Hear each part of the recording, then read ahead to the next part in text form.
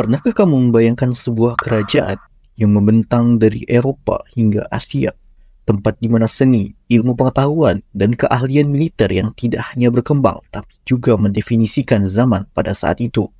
Kerajaan ini adalah Khalifahan Utsmaniyah, atau yang sering dikenal dengan nama Ottoman. Sebuah imperium yang berdiri megah dari tahun 1299 hingga 1924, yang pada masa kejayaannya, kekuasaannya dikatakan mencakup 2/3 dari dunia yang diketahui. Selama berabad-abad, Kesultanan Utsmaniyah menjadi kekuatan dominan, pusat dari peradaban dunia, jalur sutra yang legendaris yang melintasi jantung wilayahnya, menjadikan kesultanan ini pusat perdagangan global, menghubungkan timur yang misterius dengan barat yang maju. Kota-kota seperti Istanbul dan Konstantinopel yang dibangun dengan megah tidak hanya menjadi simbol kemegahan dan kemakmuran, tetapi juga titik temu dari berbagai jalan dan cerita dunia. Di bawah naungan Utsmaniyah, berbagai etnis dan agama hidup berdampingan dengan damai. Kesultanan ini dikenal tidak hanya sebagai penakluk ulung, tetapi juga sebagai pelindung budaya dan kepercayaan. Dari arsitektur yang menakjubkan hingga kebijakan sosial yang inklusif, Utsmaniyah membuktikan bahwa mereka lebih dari sekedar kekuatan militer. Mereka adalah penjaga dan pengayom peradaban.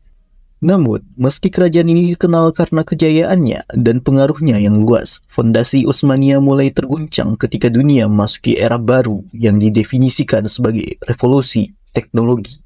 Sementara negara-negara di Eropa Barat mulai mengadopsi revolusi industri yang mengubah masyarakat dan medan perang, Kesultanan Utsmaniyah bertahan dengan busur dan kuda yang mereka banggakan. Seperti halnya setiap kekaisaran, Utsmaniyah juga menghadapi tantangan internal dan eksternal yang akhirnya menggerogoti kejayaannya. Faktor-faktor seperti keterbelakangan teknologi, masalah ekonomi, tekanan eksternal dari kekuatan barat yang meningkat, semua berkontribusi pada keruntuhan kekaisaran yang telah lama berdiri ini.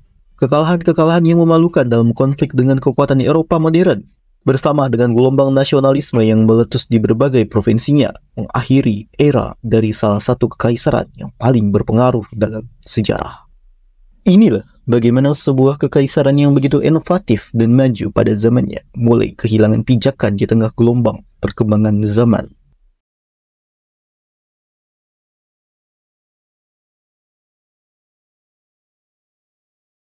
Bayangkan sebuah era di mana gemuruh mesin uap dan kilatan senjata api mengisi langit Eropa.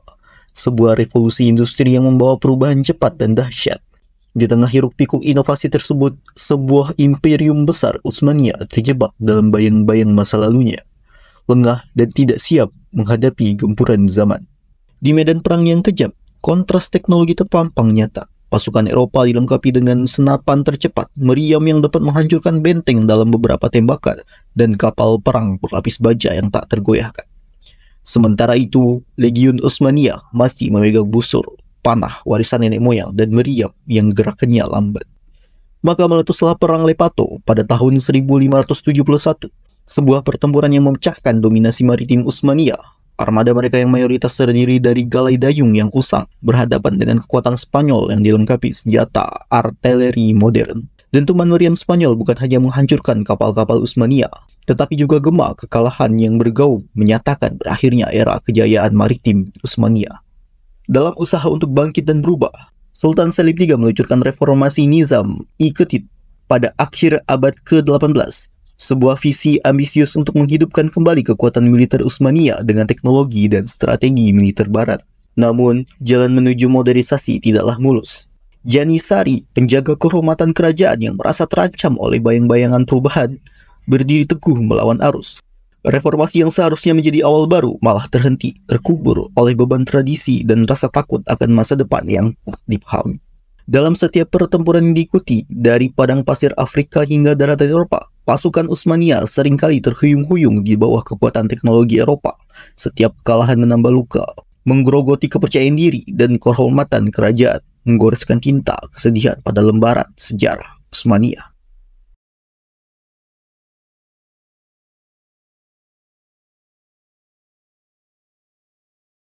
Di tengah kejayaan kemewahan Istana Utsmaniyah, ada luka besar yang tersembunyi. Ekonomi mereka yang hancur oleh kebiasaan buruk dan ketidakadilan. Di abad ke-19, saat seharusnya mereka maju ke depan, Usmania malah terbelenggu dalam jeratan keserakahan dan ketidakadilan. Korupsi menyebar luas, memakan setiap bagian pemerintahan. Uang yang seharusnya digunakan untuk membangun masa depan yang lebih baik bagi semua orang, malah berakhir di tangan para penjabat yang serakah. Para penjabat ini hidup mewah, sementara rakyat biasa terperosok dalam kesulitan. Sistem pajak yang tidak adil memberatkan para petani dan pekerja. Mereka harus membayar lebih banyak daripada yang mereka mampu, sedangkan orang kaya yang seharusnya membayar pajak malah bisa menghindarinya. Beban pajak yang terus meningkat membuat hidup rakyat semakin sulit. Perang yang tak kunjung berakhir juga menguras uang negara untuk membiayai perang yang tak ada habisnya. Pemerintahan terpaksa mencetak uang sembarangan. Hal ini membuat harga barang melonjak tinggi dan uang menjadi tidak berharga. Selain itu, Usmania juga terlilit utang. Untuk menutupi kekurangan uang, mereka meminjam dari negara Eropa. Pinjaman ini datang dengan bunga tinggi dan syarat-syarat yang merugikan, yang hanya membuat ekonomi semakin terpuruk. Upaya untuk memperbaiki ekonomi dengan reformasi Tanzimat terbukti terlalu sedikit dan terlambat. Meskipun diharapkan dapat memulai perubahan, korupsi yang mendalam dan penolakan dari kelompok konservatif menghambat setiap usaha perbaikan. Upaya untuk memperbarui dan memodernisasi ekonomi tidak berhasil melawan masalah besar yang sudah ada. Krisis ekonomi yang berkepanjangan ini membuat rakyat Usmania hidup dalam kemiskinan dan kelaparan. Ketidakpuasan yang semakin meningkat ini akhirnya memicu pemberontakan dan ketidakstabilan yang menggoyangkan kesultanan, menandai awal dari akhir untuk sebuah imperium yang pernah agung.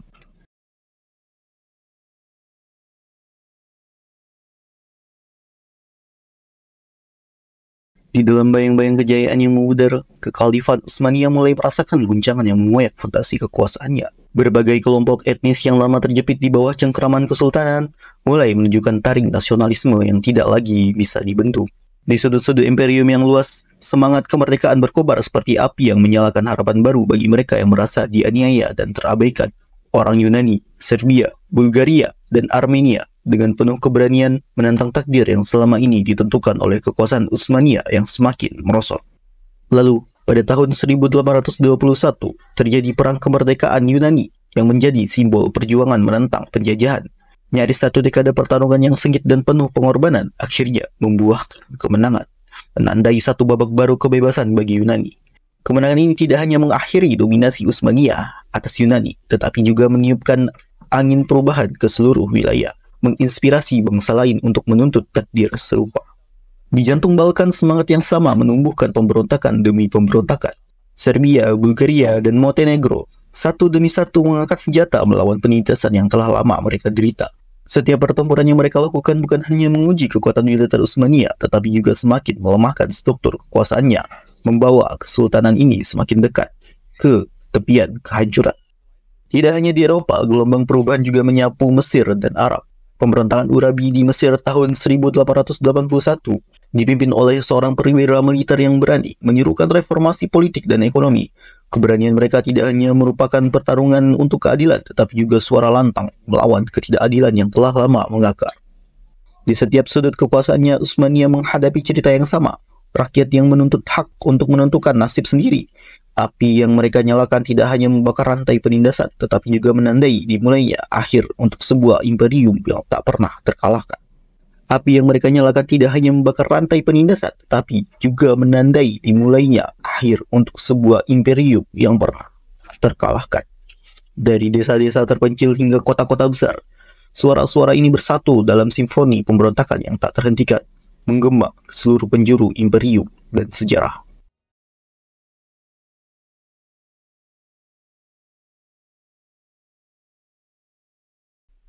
Ketika fondasi Kekhalifan Utsmaniyah mulai retak menunjukkan kerapuhan, mata elang negara-negara barat segera tertuju pada kesempatan emas yang terbentang luas.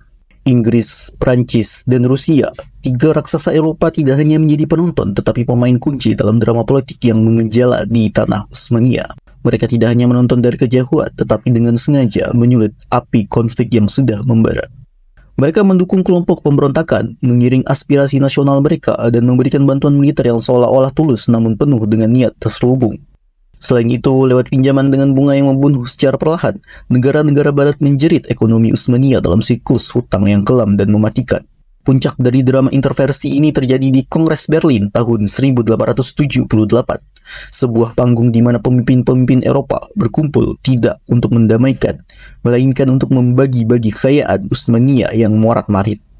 Dengan pena dan kertas, mereka menggambar ulang peta Balkan, merobek-robek wilayah kekuasaan Utsmania dan secara efektif mempercepat keruntuhan sang imperium. Intervensi ini tidak hanya mengubah peta politik, tetapi juga memberikan pukulan telak pada ekonomi Utsmania. Perjanjian perdagangan yang dicaplok dengan paksa memberikan keuntungan luar biasa bagi Barat, sementara menyisakan remahan untuk Utsmania. Pasar lokal tenggelam, tergantikan oleh barang-barang impor yang menindas industri domestik yang masih berkembang. Dalam bayang-bayang yang semakin memanjang ini, Utsmania berjuang untuk mempertahankan kedaulatannya. Namun, setiap hari semakin terpojok oleh taktik licik Barat yang tidak hanya ingin melihat Utsmania bertekuk lutut, tetapi juga terpecah dan hilang dari peta dunia.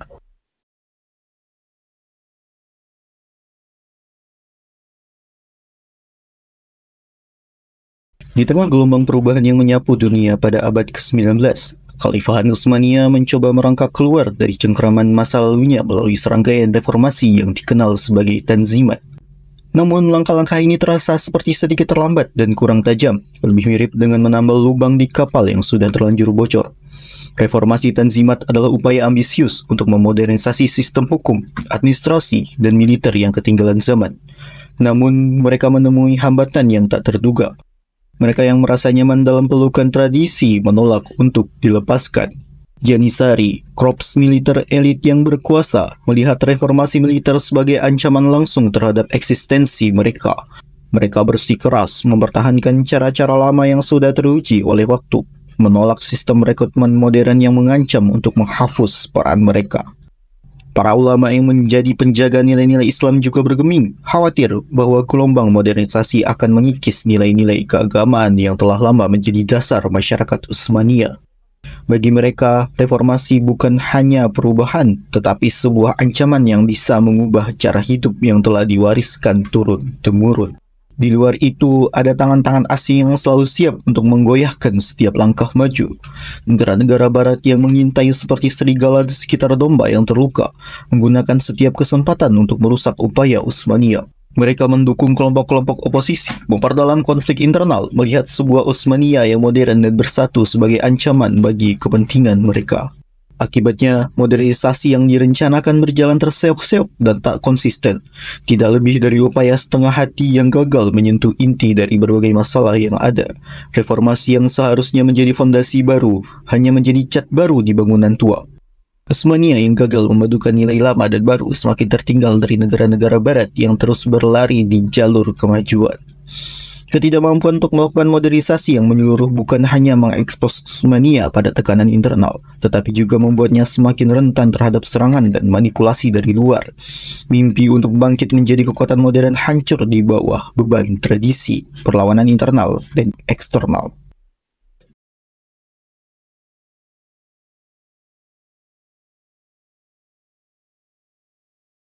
Dalam gelapnya bayang-bayang abad ke-19, semangat nasionalisme yang berapi-api mulai membakar fondasi Kesultanan Utsmania.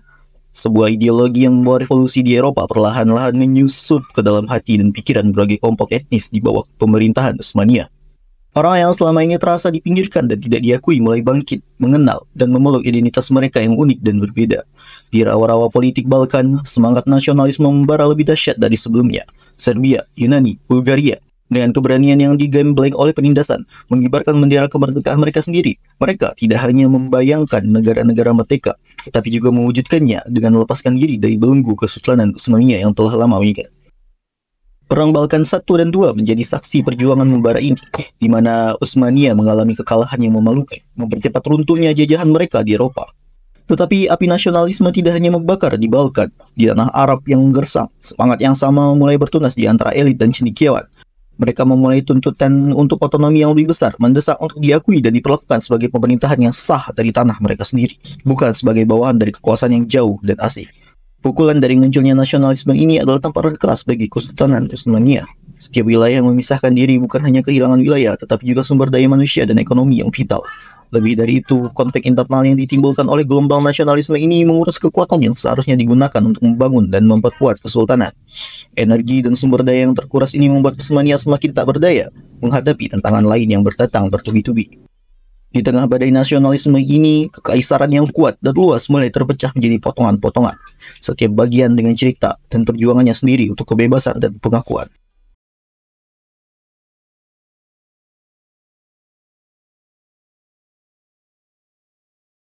Di panggung sejarah yang besar di mana kesultanan yang pernah agung berjuang untuk mempertahankan kemegahannya, lemahnya kepemimpinan terungkap sebagai pukulan mematikan. Setelah era emas di bawah pimpinan sultan-sultan visioner seperti Mehmed II dan Sulaiman yang agung, kekhalifahan Utsmaniyah melangkah ke dalam masa suram di mana tahta dikelilingi oleh para sultan yang lebih memiliki kemewahan daripada kebijaksanaan.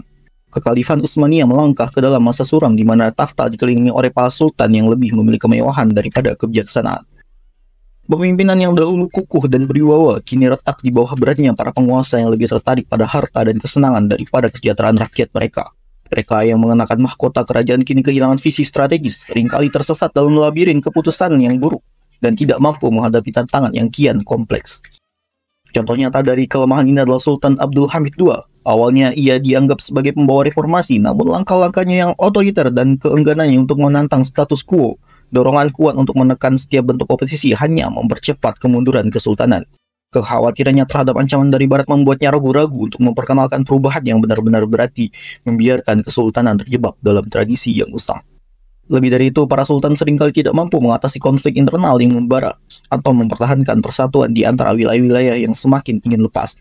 Mereka terjebak dalam permainan kekuasaan yang sempit, mengorbankan kepentingan negara demi keuntungan pribadi atau kelompok mereka.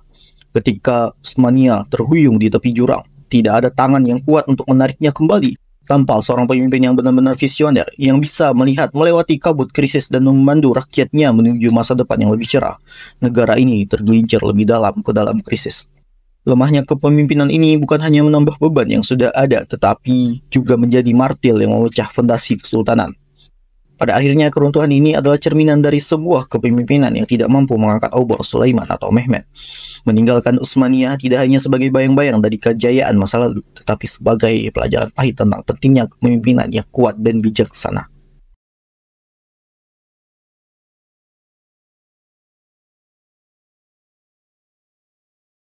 Keruntuhan kekhalifahan Utsmaniyah bukan merupakan peristiwa yang terjadi secara mendadak, melainkan hasil dari akumulasi berbagai faktor internal dan eksternal yang saling terkait, membentuk cerita panjang dari sebuah kekaisaran yang pernah merajai dunia. Selama berabad-abad, kekaisaran ini berdiri megah sebagai pusat perdagangan, kebudayaan, dan kekuasaan. Namun, seperti jam pasir yang terus mengalir, waktu dan tantangan terus mengikis fondasinya. Dalamnya, kelemahan mulai terbentuk dan meluas, keterbelakangan teknologi, masalah ekonomi yang dalam, korupsi yang menyebar luas, pemberontakan demi pemberontakan yang terjadi di berbagai penjuru, serta kepemimpinan yang rapuh. Semua ini adalah bukti dari Kesultanan Utsmaniyah dalam menyesuaikan diri dengan ritme perubahan yang cepat dan tak terelakkan. Modernisasi yang datang terlambat dan dilakukan setengah hati hanya menambah beban pada fondasi yang sudah goyah. Dari luar, tekanan semakin bertambah. Intervensi oleh negara-negara barat bukan hanya sekadar gangguan. Mereka adalah luka yang mendalam yang mempercepat kejatuhan. Sementara itu, semangat nasionalisme yang berkobar-kobar di berbagai wilayah mendorong pecahnya rantai kesatuan, merobek apa yang pernah utuh menjadi potongan-potongan yang berserakan. Dalam menghadapi semua ini, kekhalifahan Utsmaniyah dengan semua kejayaan dan kekayaannya tidak dapat bertahan. Seiring dengan berakhirnya kekaisaran ini, dunia diingatkan akan sebuah pelajaran berharga. Tidak ada kekuasaan yang abadi. Kemajuan teknologi, perubahan sosial, dan dinamika politik internasional adalah kekuatan yang dahsyat, sanggup mengubah peta dunia dalam sekejap. Keruntuhan Utsmaniyah dengan semua tragedi dan drama yang menyertainya mengingatkan kita bahwa untuk bertahan, suatu bangsa tidak hanya perlu kuat dari luar tetapi juga harus kokoh dari dalam, selalu siap beradaptasi dan berevolusi menghadapi zaman. Dari reruntuhan Khalifah Utsmaniyah, kita belajar tentang pentingnya kebijaksanaan, visi, dan keberanian dalam menghadapi perubahan.